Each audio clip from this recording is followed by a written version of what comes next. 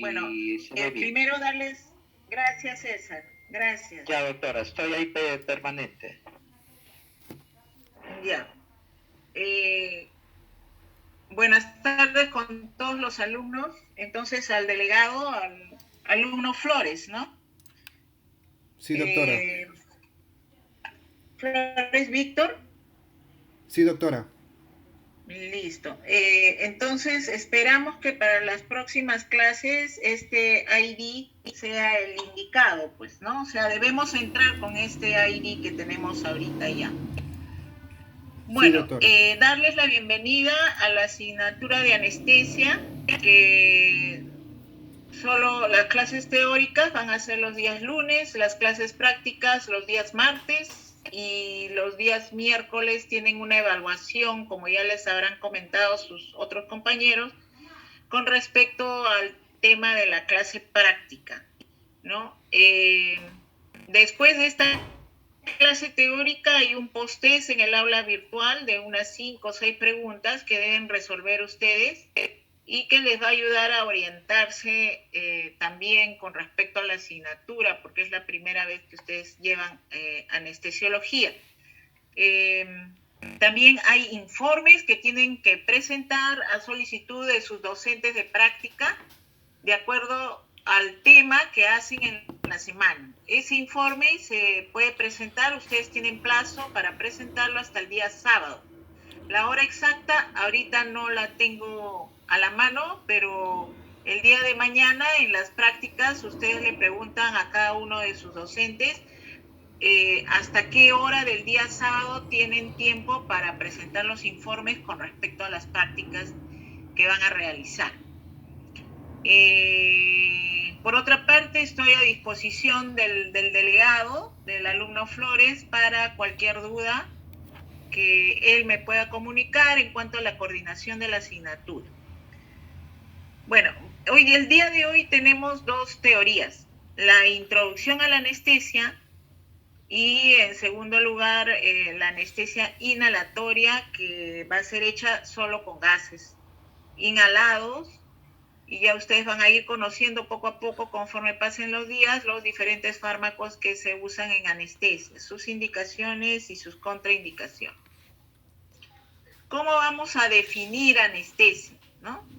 Ustedes saben que en la terminología de la palabra anestesia, asinestesia, sensibilidad, es la definición más lógica, ¿no? Sin sensibilidad hacia el dolor, ¿no? La ausencia de dolor. Pero hay diferentes maneras de definir anestesia, no solamente etimológicamente, sino también con respecto a aquellas definiciones que hacen énfasis en lo que es la técnica, ¿no? La manera de emplear y aplicar métodos y técnicas para hacer que el paciente sea no solamente insensible al dolor desde el punto de vista psíquico y somático, sino también desde el punto de vista visceral, ¿no? Y también relacionan la definición, pues, al monitoreo, a la vigilancia constante de los parámetros que con el tiempo han ido evolucionando,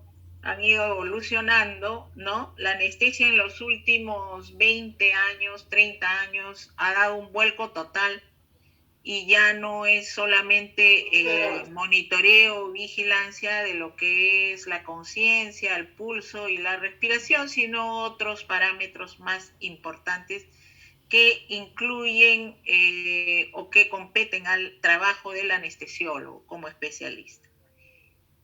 Pero la definición más aceptada, ¿no?, a nivel internacional, se define a la anestesia como el procedimiento mediante el cual el anestesiólogo va a brindar hipnosis, analgesia y relajación muscular con la finalidad de bloquear la respuesta del organismo frente al estrés quirúrgico que va a producir el estímulo traumático como consecuencia al dolor, ¿no? O sea, el bloqueo o la inhibición de la respuesta del organismo frente al estrés quirúrgico y todo lo que implica esa respuesta que vamos a ver ahorita, ¿no? y este acto anestésico es un acto además reversible, quiere decir que si el paciente entra estable desde el punto de vista de conciencia, de motricidad y de sensibilidad, pues igualmente debe salir en las mismas condiciones. Anestesia existe, pues, si nosotros echamos una mirada a la historia, universalmente, la anestesia es conocida, ¿no? Desde el siglo antepasado, ¿no? Del siglo XIX aproximadamente, en que se hicieron los intentos más significativos en la historia de la anestesia. En el año, pero remontándonos a la historia del Perú, podemos mencionar de que nosotros también tenemos de alguna manera una historia en la anestesia, porque las culturas pre-incas pues ensayaban técnicas de analgesia mediante el uso de la coca para trepanar los cráneos o para calmar dolores de tipo faringio o cualquier otro tipo de dolor, ¿no? Echando mano a los efectos de las diferentes hierbas. En este caso, mencionar la gran potencia de la coca, la hoja de coca, como gran analgésico para que los pre-incas pudieran realizar intervenciones quirúrgicas antes de Cristo, ¿no? Pero como les vuelvo a repetir, desde el punto de vista universal, en el siglo XIX fue que se hicieron los mayores intentos para obtener un acto anestésico en el cual el paciente no dijera o no se quejara para nada durante toda la cirugía, por el mecanismo o el estímulo que produce lo que es una intervención quirúrgica en el organismo, ¿no? Y así hubieron muchos intentos en el siglo XIX. Unos usaban, el gas que más se usaba en esa época eran dos, el éter y el óxido nitroso.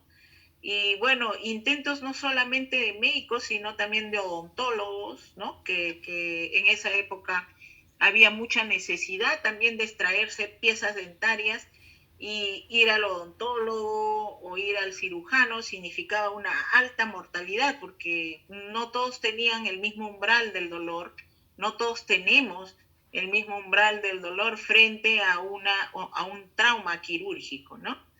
Entonces había una mortalidad alta, y las personas de esa época, los médicos de esa época, los odontólogos, veían, estudiaban la manera de cómo anestesiar al paciente para que no sintiera dolor. Hubieron muchos intentos, como vuelvo a repetir, usando óxido nitroso, éter, pero fue el 16 de octubre de 1846, ¿no? En el hospital de Massachusetts, que el odontólogo William Morton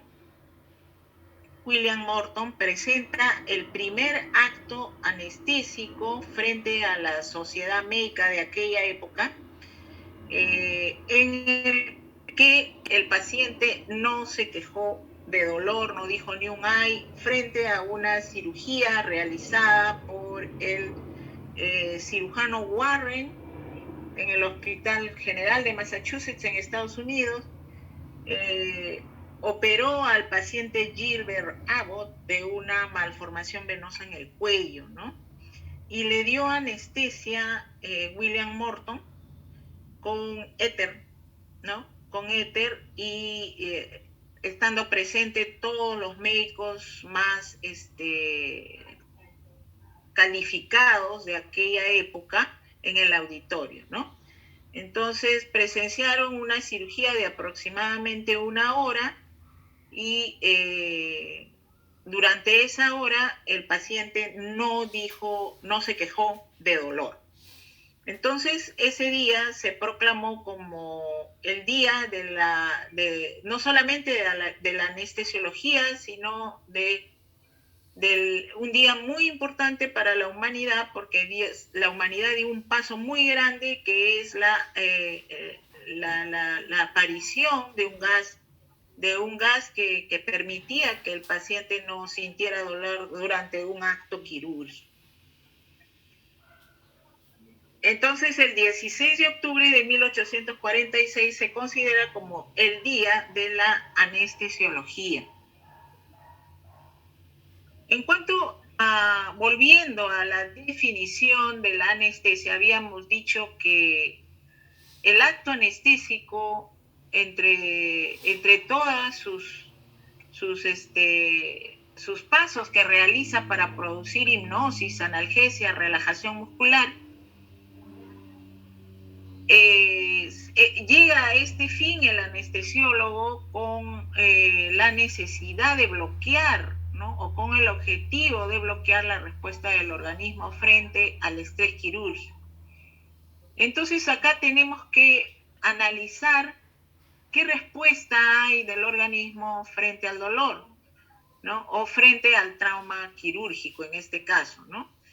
Hay que diferenciar académicamente, ¿no? Para fines de la enseñanza a los estudiantes, una parte central del dolor que tiene que ver con la médula espinal y la corteza cerebral y los núcleos basales, y una parte periférica en la génesis del dolor, que de alguna manera también están conectados, ¿no? Entonces, a nivel periférico, cuando hay una incisión quirúrgica, esto implica liberación de sustancias vasoactivas, ¿no? Y de sustancias inflamatorias y neurotransmisores que van a tener que ver con la inflamación y el dolor a nivel periférico, ¿no? Nosotros sabemos que a nivel periférico las terminaciones nerviosas periféricas terminan en nociceptores, que van a ser receptores sensitivos del dolor, ¿no? Y luego estas terminaciones nerviosas van a transmitir toda esa información no solamente a la médula, sino también a través del haz espinotalámico, va a transmitir la información a los núcleos basales y a la corteza.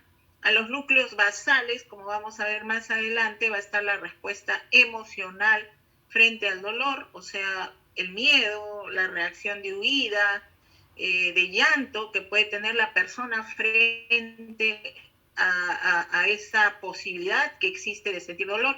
Y cuando la información llega a la corteza es cuando el ser humano ubica el dolor en determinado lugar, ¿no? Entonces, esa información es transmitida a través del haz espinotalámico y luego viene la respuesta a través de haces también sensitivos que van a provocar pues la reacción no solamente motora frente al dolor, sino también la liberación de, como les decía, sustancias inflamatorias, ¿no? Generalmente neurotransmisores que van a producir la inflamación y el dolor propiamente dicho, ¿no? Estas sustancias, que son las sustancias P, las prostaglandinas, PG1 y las bradiquininas y la histamina, también van a tener efectos a nivel tisular en la zona donde se produce la incisión quirúrgica, sino también a nivel de los vasos, ¿no? Y como consecuencia de eso va a producir vasodilatación de la zona. Todo este mecanismo explicado va a considerarse como en una respuesta inflamatoria y una respuesta neuroendocrina, ¿no? O hormonal, ¿no? Se va a provocar respuesta también de liberación de hormonas frente al miedo. Cuando uno siente miedo de sentir dolor, va a haber liberación de adrenalina, noradrenalina, cortisol, etcétera, y eso provoca estrés, ¿no? Provoca la misma angustia, provoca estrés y esas hormonas van a producir también efecto deleterio en el organismo, ¿no? Tanto la respuesta inflamatoria como la respuesta neurohumoral van a unirse y provocar una disfunción a nivel no solamente cerebral, sino también pulmonar, ¿no? Entonces el paciente empieza a hiperventilar, ¿no? Y se produce a nivel cerebral un aumento del catabolismo, un aumento de la demanda de oxígeno y una que puede repercutir en una disfunción orgánica total, ¿no? Obviamente en años anteriores esto era lo que se producía en el paciente cuando no había anestesia, ¿no? O en los primeros años de aparición de la anestesia, porque el éter y el óxido nitroso, bueno, no tienen las mismas características, pero el éter, por ejemplo, es un buen hipnótico, ¿no? Va a hacer que el paciente pierda la conciencia, en otras palabras, pero no es un buen analgésico. O sea, no es lo mismo tener al paciente inconsciente. El paciente inconsciente puede sentir dolor. ¿Se dan cuenta? Entonces, depende del fármaco que usted esté usando en ese momento. Entonces, si estoy usando solo éter, solo va a haber hipnosis. Y si no agrego analgesia, obviamente el paciente va a sentir dolor a pesar de que se encuentra dormido. ¿Por qué no pasa esto con el óxido nitroso? Porque el óxido nitroso tiene poder hipnótico y también tiene un mejor efecto analgésico que con el propio éter. Ahora, yo les estoy haciendo este ejemplo porque estoy comparando los estados modernos versus los primeros estados de la anestesia, ¿no?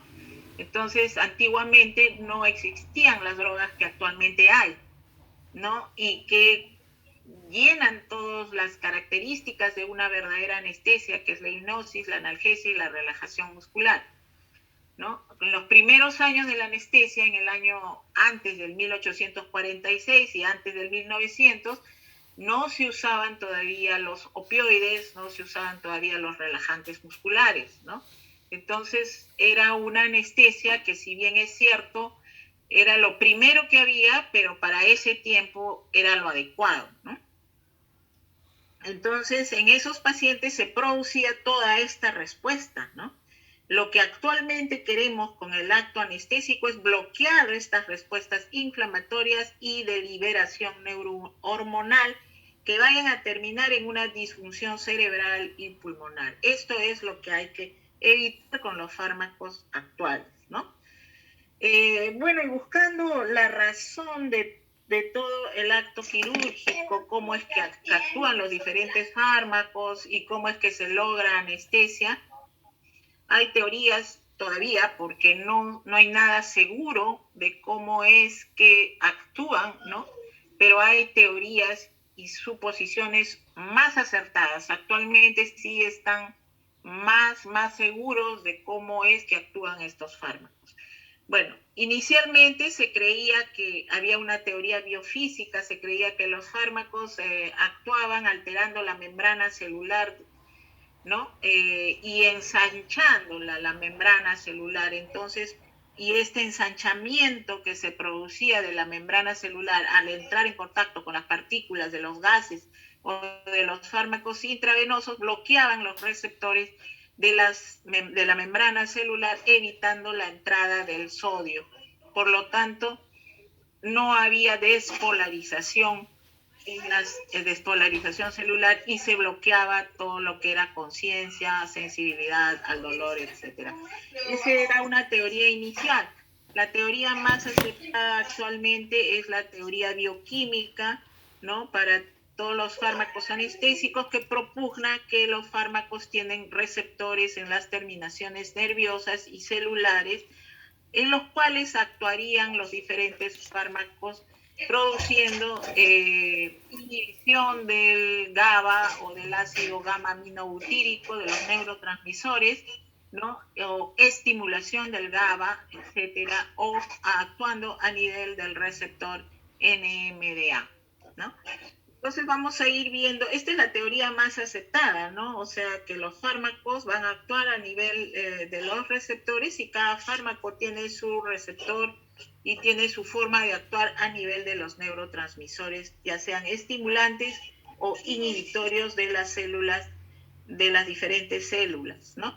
Sobre todo a nivel cerebral para producir la inconsciencia. Hay diferencias entre estas dos teorías, ¿sí? Entre la teoría biofísica y bioquímica, y como consecuencia de estas diferencias vamos a ver que, pues, según la teoría biofísica necesitaríamos una gran cantidad de anestésico y según la teoría bioquímica, pues, una dosis exacta del fármaco que actúe a nivel de los receptores, ¿no? Entonces, y la teoría bioquímica es mucho más específica. Los fármacos van a actuar, bueno, están atentos a lo que pasa en su casa y más atentos a lo que pasa en su casa que en la clase y dejan el audio prendido. Es una falta de respeto para los compañeros que están escuchando atentamente, ¿no? A ver quién le avisa que apague su audio esa alumna, por favor. O alumno. Bueno, entonces la bioquímica es más específica que la biofísica, ¿no es cierto? Porque ahora vamos a ver a qué nivel cerebral actúan los fármacos hipnóticos, a qué nivel los relajantes musculares y a qué nivel los opioides para producir anestesia en el paciente. Muy bien, entonces todavía no sabemos exactamente, pero ya se van acercando a lo que es, la ciencia ya se va acercando más a lo que es, a definir lo que es anestesia, pero realmente es tan complejo el sistema nervioso central del ser humano que cada vez se encuentran cosas más nuevas y relacionarlas con los fármacos que tenemos actualmente, todavía nadie está seguro a qué nivel molecular es que actúan los diferentes fármacos, ¿no? Está en estudio y hay muchos estudios de investigación, tanto para los hipnóticos como para los relajantes musculares que van apareciendo con el tiempo y también para los analgésicos, ¿no? Aunque lo de los analgésicos está un poco más claro, ¿no?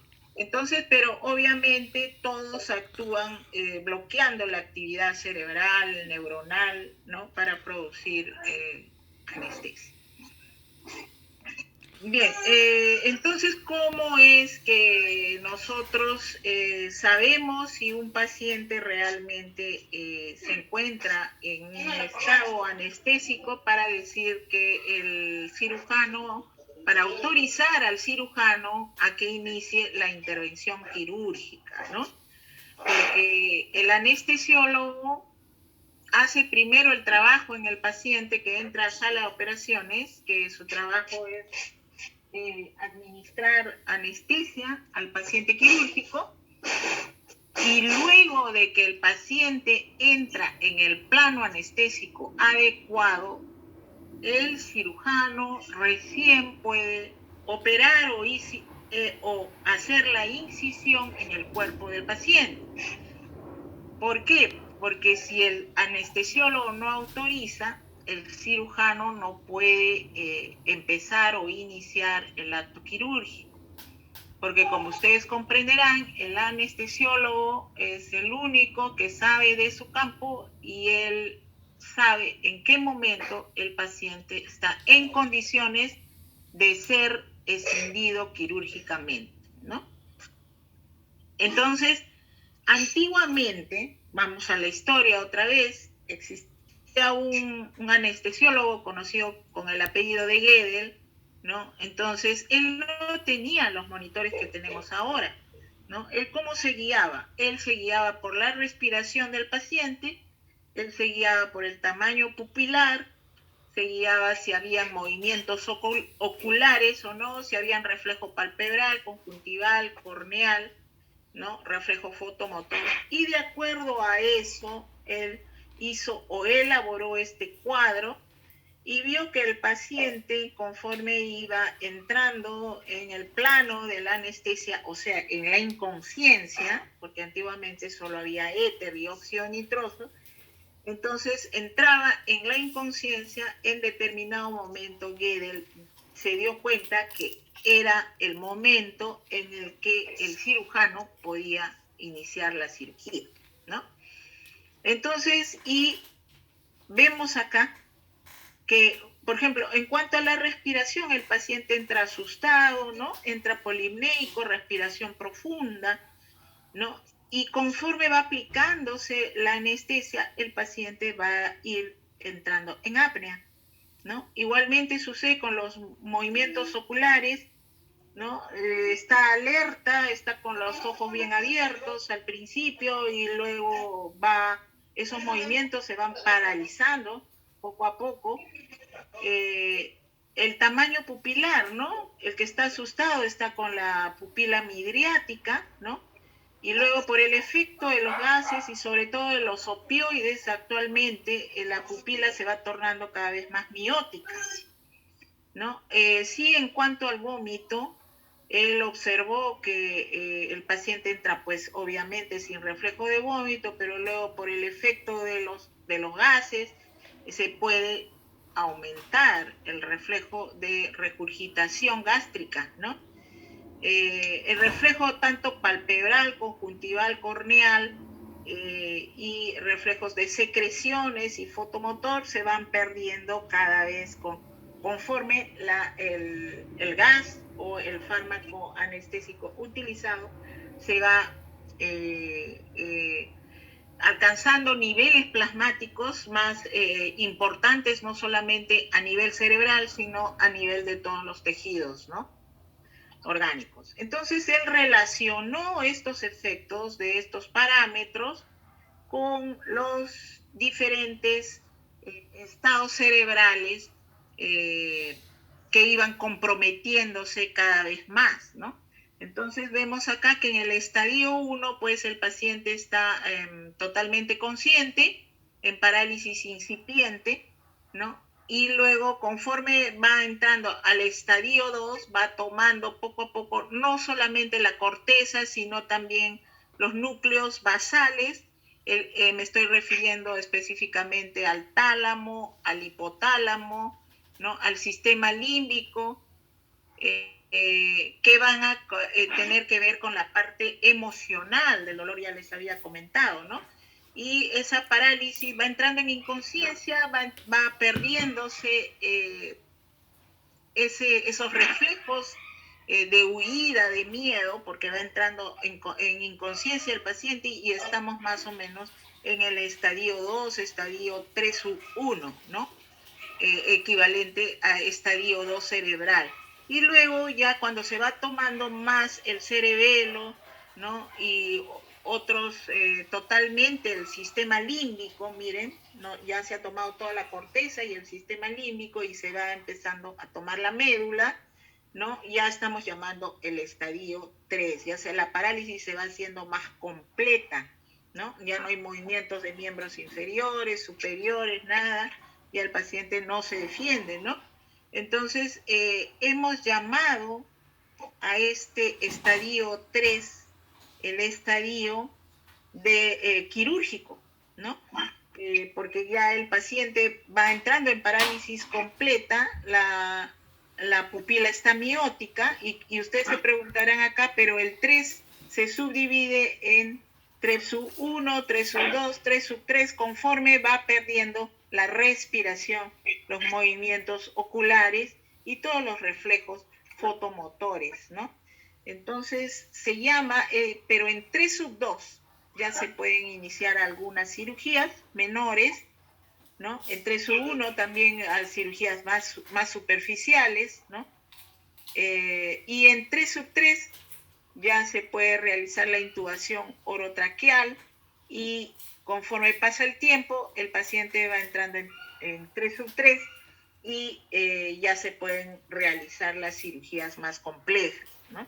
Entonces, plano quirúrgico, a lo que llamaría Gödel un 3-3 o un 3-2, dependiendo de la magnitud de la cirugía que se vaya a realizar. Como vuelvo a repetir, las cirugías más complejas en el 3/3, las cirugías más superficiales en el 3/2, ¿no?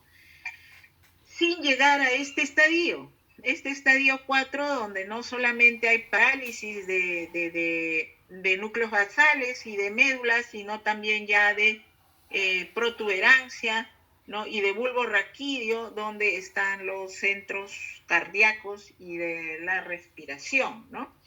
Obviamente sí, tengo que decirles que el anestesiólogo pone en apnea al paciente, en apnea total al paciente, pero no sin comprometer el centro cardiovascular, ¿no?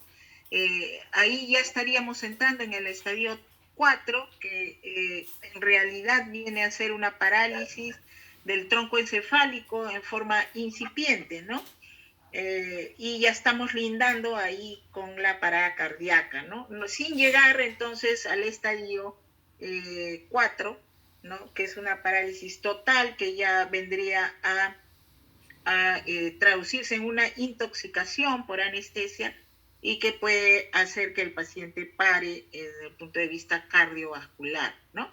Pero sí, la anestesia lleva a las anestesias generales, me estoy refiriendo a las anestesias generales, llevan a un estado de apnea, ¿no? En los planos quirúrgicos 3/2, 3/3, para poder realizar la intubación orotraqueal, porque nadie que esté consciente se va a dejar realizar una intubación endotraqueal.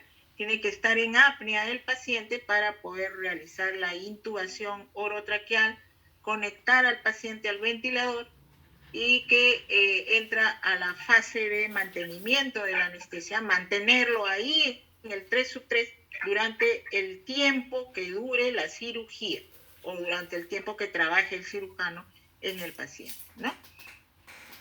Y de esto se trata, pues, la monitorización del que realiza el anestesiólogo durante todo el acto quirúrgico y el acto anestésico, de no pasar de estos estadios, es sin llegar al estadio de intoxicación, ¿no? Ahora, yo les hablaba de esto, es historia, ¿no? Porque actualmente hay otras maneras de monitorizar el estado inconsciente o de hipnosis del paciente, ¿no? Actualmente hay monitores que se conocen con el nombre de biespectrales, o más conocido como BIS, que nos van a monitorizar la conciencia para saber si estamos en el plano quirúrgico, ¿no? Entonces es un monitor que consta de un sensor, una vincha en la frente del paciente, se coloca una vincha en la frente del paciente, ¿no? Con un gel aislante entre los sensores, ¿no? Como los electrodos del electrocardiograma, así, pero en forma de vincha, ¿no? Y se le coloca en la frente al paciente y ese sensor se conecta a un monitor que me va a medir numéricamente el estado de hipnosis o de inconsciencia del paciente, ¿no? O sea, se considera actualmente que valores de 40 a 60 del monitor BIS, el paciente se encuentra en el plano quirúrgico para que el cirujano pueda realizar la incisión quirúrgica sin ningún problema. O sea, que no hayan recuerdos ni despertares intraoperatorios en el paciente, ¿no? Obviamente Gödel no tenía eso y echaba mano pues a su cuadrito que él creó con los diferentes parámetros, que es bastante aporte, fue un aporte importante para los anestesiólogos de aquella época y que muchas veces nos sirve a nosotros también actualmente. Aunque ya no se ven estos estados por los fármacos que tenemos actualmente, los fármacos hacen que este estado de excitación o el estadio 2, ¿no? Que pasa en el paciente, pase totalmente desapercibido. Entonces pasa de un estado de analgesia rápidamente a un estado de tolerancia frente al fármaco anestésico y pierde la conciencia, pierde la respiración, se procede a la intubación orotraqueal y a la continuación del mantenimiento de la anestesia hasta que termine la cirugía, ¿no? Evitando todos estos síntomas clínicos que provoca el estadio 2, que es el periodo de excitación del paciente frente a la anestesia. En otras palabras, los fármacos actuales hacen que este periodo de excitación pase desapercibido en el paciente, no tenga ningún recuerdo, ¿no? Antiguamente, obviamente, se presentaban todos estos y el paciente pues tenía esa mala experiencia, ¿no? Bueno, entonces, concluyendo, los componentes de la anestesia son hipnosis, analgesia, relajación muscular y inhibición de la respuesta del organismo frente al estrés quirúrgico, produciendo amnesia. Algunas drogas, algunos fármacos, como las benzodiazepinas, van a producir amnesia, sobre todo amnesia anterógrada, ¿no? Bueno, entrando al estado de hipnosis, vamos a analizar pues que los anestésicos hipnóticos van a hacer que nosotros produzcamos en el paciente la total inconsciencia, porque ellos van a actuar bloqueando lo que es la integración del estímulo para al despertar, sobre todo a nivel de la formación reticular, que es donde se generan los estímulos para despertar. Entonces, los fármacos hipnóticos, como vamos a ver conforme transcurre el curso, que hay inhalatorios en gases y pueden haber también intravenosos, ¿no? O sea, en líquido para inyectar a través de la vena, ¿no? Que son los que se utilizan más actualmente y se encuentran de moda, ¿no? Hay que decirles también que hay diferentes grados de hipnosis, porque por ahí me pueden decir cualquiera de ustedes, doctora, pero a mí me dieron un estado de inconsciencia que me duró 5 minutos, nada más. Eso se llama sedación, ¿no? Esa es una hipnosis, no es hipnosis, y porque cuando hay hipnosis hay pérdida total de la conciencia, ¿no? En cambio, en los estados de sedación hay sueño que puede ser leve, moderado o profundo, ¿no? Un sueño leve es aquel que es considerado cuando, por ejemplo, usted está en su cama, está durmiendo, viene su hermano, un familiar, cualquiera, a despertarlo y usted se despierta. Ese es un estado de sedación leve, ¿no? Que puede ser producido en anestesia por una benzodiazepina, puede ser producido por la inhalación de un gas tan solo por unos minutos, ¿no? Pero el estado de sedación, siempre el paciente el leve y el moderado va a responder a un estímulo, siempre va a responder a un estímulo. Mientras que en un estado de hipnosis, no, el paciente por más que usted lo estimule, motrizmente, haga estímulos dolorosos en el paciente, no va a responder. En un estado de hipnosis no hay respuesta frente al estímulo. En un estado de sedación sí se puede responder, incluso más profundo que un sueño normal, ¿no? Un sueño inducido por un hipnótico intravenoso, por ejemplo, en una dosis que no es hipnótica sino sedante, entonces puede despertar medio somnoliento, pero sí te responde, ¿no? Sí, doctor, sí, doctora, ¿no? Señor, señora, ¿siente dolor? No, doctora, no siento dolor, pero estoy media dormida, ¿no? Ese es un estado de sedación moderado, por ejemplo, que se dan para las endoscopías, para las colonoscopías no, porque ahí se da un estado de sedación más profundo sin llegar a la hipnosis, ¿no?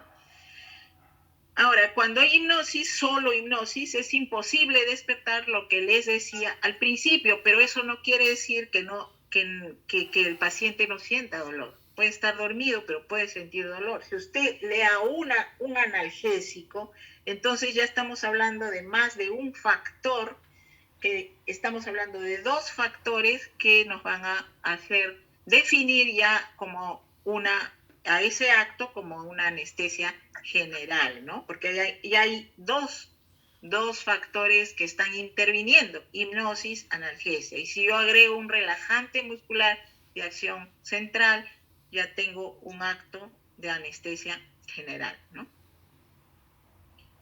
Entonces hay diferencias entre un sueño fisiológico y un sueño anestésico, ¿no? En un sueño anestésico, ¿existe peligro de una aspiración pulmonar? Sí, sobre todo en las anestesias generales que no son dadas con tubo orotraqueal, ¿no? Porque los fármacos, conforme se van aplicando dosis en el tiempo, mayor peligro de bloquear los reflejos de deglución, de tos, ¿no? Los reflejos de defensa de la vía aérea, y puede haber regurgitación del contenido gástrico y producirse una aspiración. Entonces, en el sueño anestésico que no use un tubo orotraqueal, hay riesgo de aspiración. Esa es una de las razones por las cuales uno debe, cuando uno da anestesia general, lo debe hacer con un tubo en la tráquea. Es mucho más seguro porque usted está garantizando la permeabilidad de la vía aérea, ¿no? Los reflejos de defensa, el tono muscular está totalmente anulado en el estado anestésico, a diferencia del sueño, ¿no? En el sueño usted mantiene su tono.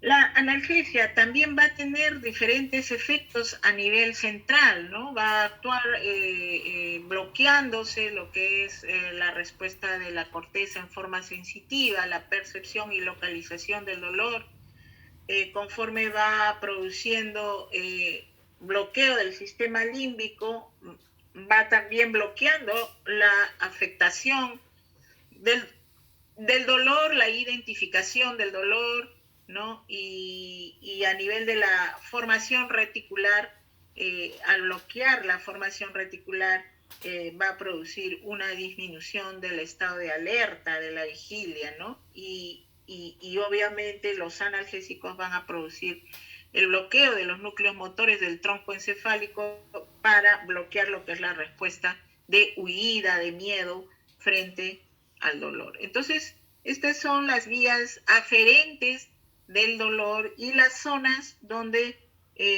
va produciéndose las diferentes sensaciones y percepciones frente a un dolor. Entonces, los analgésicos van a actuar a ese nivel. Hay algunos anestésicos, cuando hablamos de anestésicos, ya estamos hablando de los gases y de los fármacos intravenosos que reúnen las características de hipnosis y de analgesia, los dos juntos, ¿no?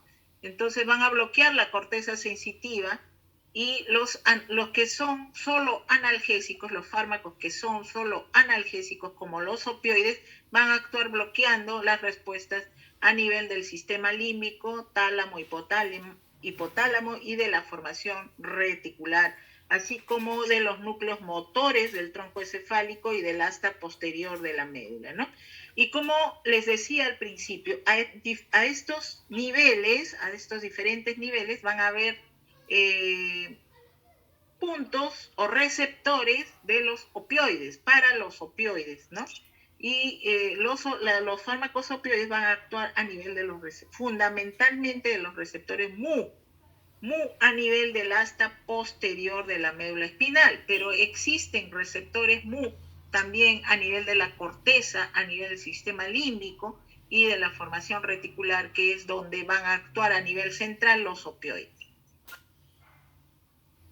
Existen otros nociceptores a nivel periférico que van a ser bloqueados por los anestésicos locales. Estos anestésicos locales, que ustedes conocen con el nombre de lidocaína y bupivacaína, ¿no? Van a bloquear estas terminaciones nerviosas, ¿no? También igualmente a nivel de los receptores de los canales del sodio, evitando o bloqueando la despolarización de la membrana, ¿no?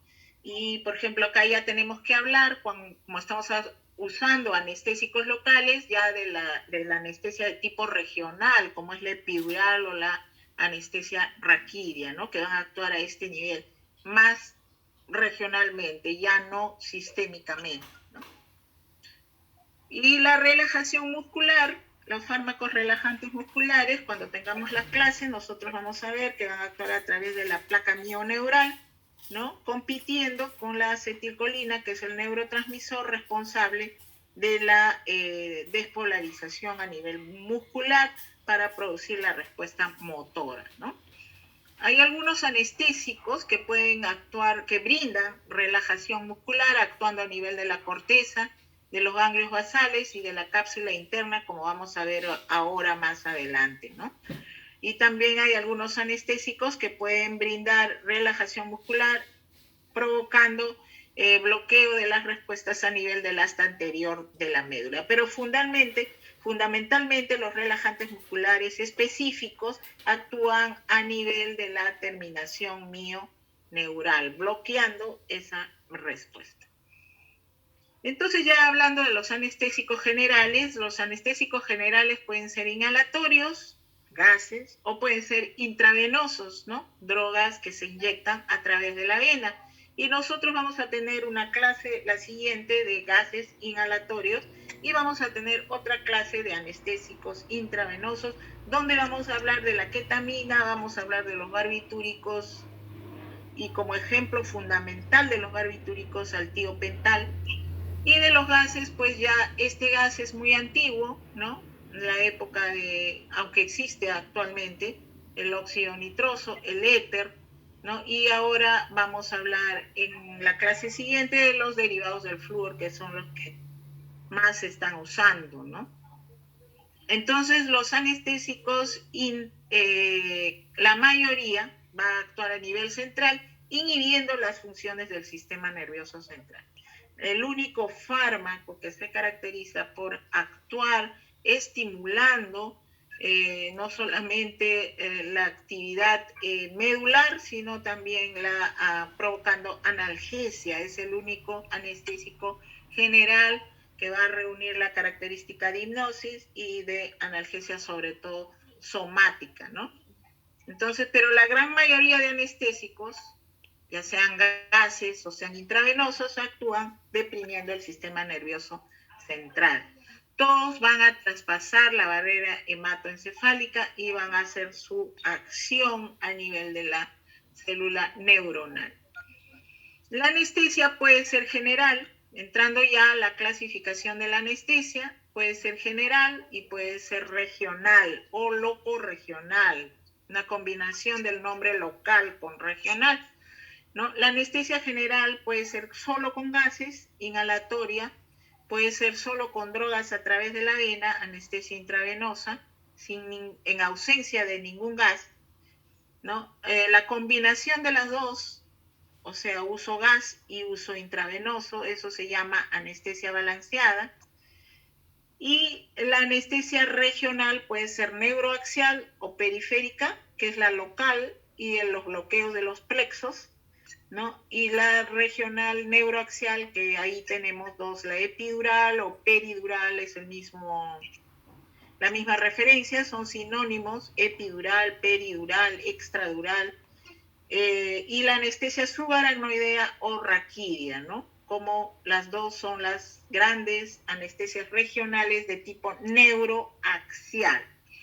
Aquí en esta clasificación de anestesia general más moderna podemos agregar una cuarta, que es la anestesia combinada, ¿no? Anestesia general combinada, que combina anestesia general con anestesia regional, ¿no? Esta anestesia combinada, anestesia general, un anestésico general, ya sea gas o intravenoso, cualquiera de los dos, y le combinas una anestesia regional en el espacio raquídeo o en el espacio epidural, dejas un catéter para producir analgesia posoperatoria. Se termina la cirugía, se termina la anestesia y a través del catéter administramos más dosis de anestésico local para bloquear los nociceptores y darle el adecuado nivel de analgesia al paciente. El paciente sale de operaciones con una analgesia de tipo posoperatorio adecuada, ¿no? Sin dolor. Entonces, antiguamente se daba una sola droga, actualmente se tiende a combinar el efecto de los diferentes fármacos hipnóticos, analgésicos y relajantes musculares.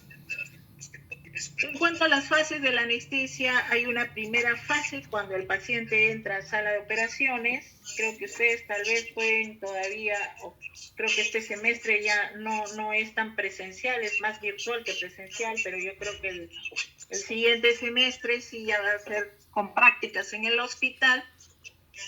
Entonces ustedes van a ver que cuando el paciente entra a la sala de operaciones, ¿no? Está despierto, angustiado, preocupado, miedoso, etcétera. Entonces el anestesiólogo ya sabe, le proporciona confianza y le explica lo que va a hacer con él. Esa fase no solamente de explicarle.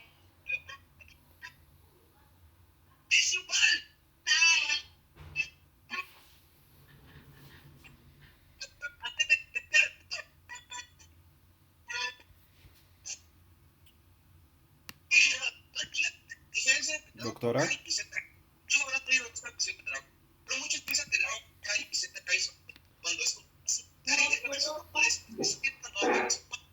Estoy. Como gustes. El audio de la doctora está muy bien, sino que hay otro audio de uno de los jóvenes que interfiere. Doctor, creo que el jefe del Zoom puede, como que silenciarlo. No sé si es que usted puede hacerlo.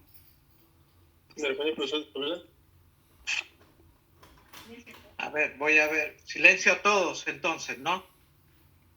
Sí, por favor, doctor. Ya.